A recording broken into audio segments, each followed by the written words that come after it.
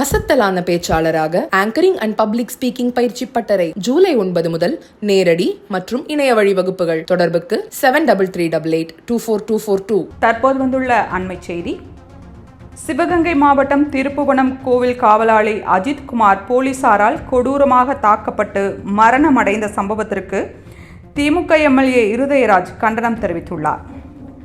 காவல்துறை என்கிற பெயரில் மனித மிருகங்களாக மாறி அஜித்குமாரை கொடூரமாக தாக்கி கொண்டிருக்கிறார்கள் இந்த மனித பிண்டங்கள் என்று திமுக எம்எல்ஏ இருதயராஜ் கடுமையாக விமர்சித்துள்ளார்.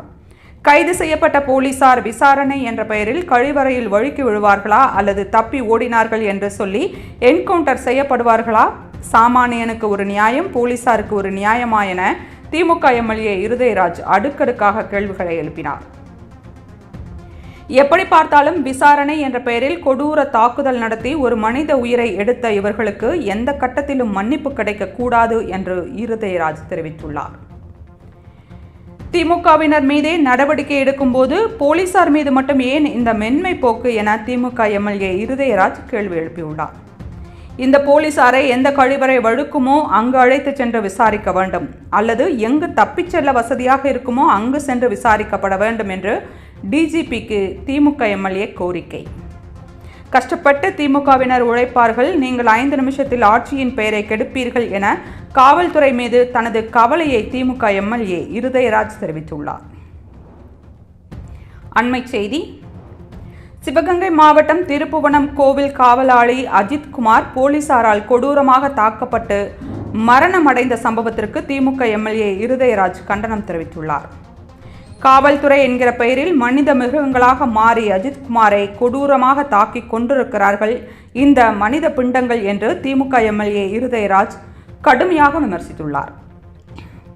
கைது செய்யப்பட்ட போலீசார் விசாரணை என்ற பெயரில் கழிவறையில் வழுக்கி விழுவார்களா அல்லது தப்பி ஓடினார்கள் என்று சொல்லி என்கவுண்டர் செய்யப்படுவார்களா? சாமானியனுக்கு ஒரு நியாயம், போலீசாருக்கு ஒரு நியாயமா என திமுக எம்எல்ஏ இருதயராஜ் அடுக்கடுக்காக கேள்விகளை எழுப்பினார். எப்படி பார்த்தாலும் விசாரணை என்ற பெயரில் கொடூர தாக்குதல் நடத்தி ஒரு மனித உயிரை எடுத்த இவர்களுக்கு எந்த கட்டத்திலும் மன்னிப்பு கிடைக்கக்கூடாது என்று இருதயராஜ் தெரிவித்துள்ளார். திமுகவினர் மீதே நடவடிக்கை எடுக்கும்போது போலீசார் மீது மட்டும் ஏன் இந்த மென்மை போக்கு என திமுக எம்எல்ஏ இருதயராஜ் கேள்வி எழுப்பியுள்ளார்.